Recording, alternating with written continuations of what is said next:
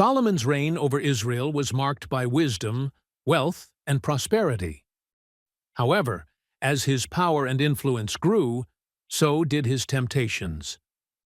Though he started his rule with a deep devotion to God, his heart gradually shifted as he pursued wealth, alliances, and personal desires that conflicted with God's commands.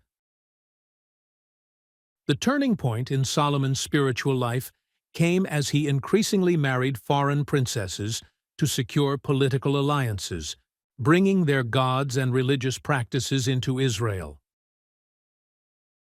The Bible records that Solomon had 700 wives and 300 concubines, many of whom were from foreign nations.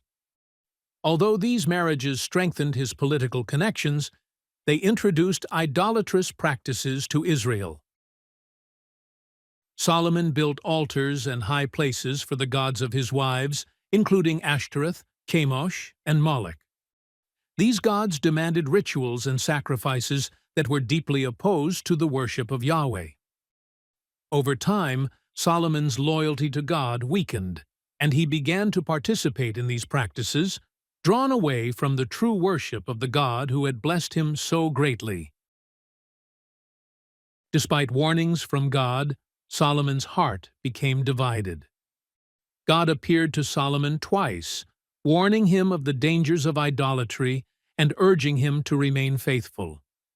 But Solomon's wealth, success, and the influence of his foreign wives clouded his judgment. His compromises set a dangerous precedent for the nation, showing the people that idolatry could coexist with the worship of God. His choices grieved God, who had chosen Israel as a holy nation set apart to reflect his character to the world. As a result of Solomon's spiritual decline, God declared that the kingdom would be torn from his family's rule. However, out of respect for David's faithfulness, God promised that this division would occur after Solomon's death. The kingdom would be split, with one part remaining under Solomon's lineage, while the other would be given to an appointed servant.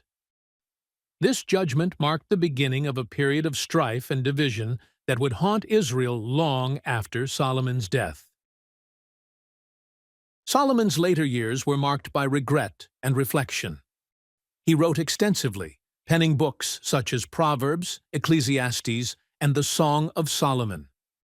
Ecclesiastes, in particular, reflects a tone of repentance and introspection, as Solomon considers the meaning of life and the futility of worldly pursuits. "Vanity of vanities, all is vanity," he famously wrote, expressing his realization that wealth, pleasure, and power are ultimately meaningless without a relationship with God. Solomon concluded that the essence of life is to fear God and keep his commandments, acknowledging that nothing on earth could replace true devotion to God.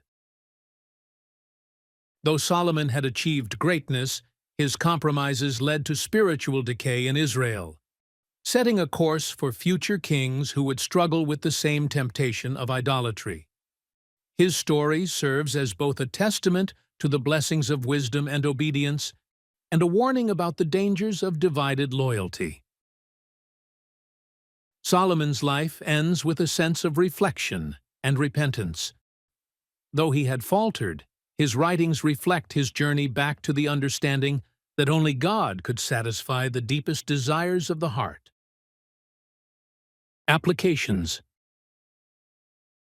Beware of divided loyalties. Solomon's compromises show the danger of divided loyalty. We are reminded to keep God first in our lives, avoiding influences that pull us away from Him. The consequences of compromise.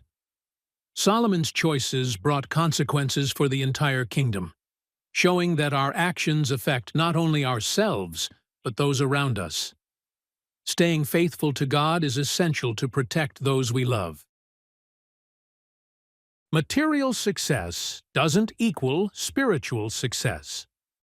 Solomon's wealth and achievements couldn't fill the spiritual void that developed from his disobedience. True fulfillment comes from a relationship with God, not from wealth or status. Heeding God's warnings. God warned Solomon multiple times, yet Solomon ignored these warnings.